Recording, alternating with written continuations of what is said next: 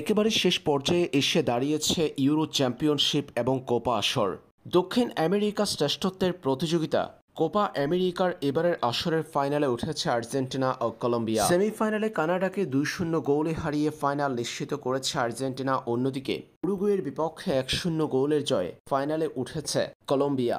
আগামী 15 জুলাই বাংলাদেশ সময় ভোর 6টায় শুরু হবে আর্জেন্টিনা কলম্বিয়ার মধ্যকার লড়াইটি।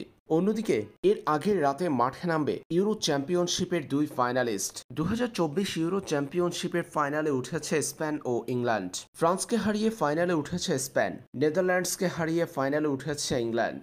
আগামীকাল 14 জুলাই বাংলাদেশ সময় রাত 1টা অর্থাৎ 15 জুলাই মাঠে নামছে দুই দল। ইউরো চ্যাম্পিয়নশিপ চ্যাম্পিয়ন এবং কোপা চ্যাম্পিয়নের মধ্যে অনুষ্ঠিত হয় ফিনালিসিমা। দুই মহাদেশের সেরা দলের মধ্যে অনুষ্ঠিত হয় এই ম্যাচ, যে ম্যাচে গতবার আর্জেন্টিনা পরাজিত করেছে ইতালিকে, জয় করেছে ফিনালিসিমা ট্রফি। এবারের এই দুই টুর্নামেন্ট ইউরো এবং কোপার চলমান আসরে পারফরম্যান্সের বিচারে চ্যাম্পিয়ন হওয়ার কথা রয়েছে স্পেন ও আর্জেন্টিনার। আর তা যদি হয়ে থাকে, ফিনালিসিমায় দেখা হয়ে যাবে স্পেন ও আর্জেন্টিনার।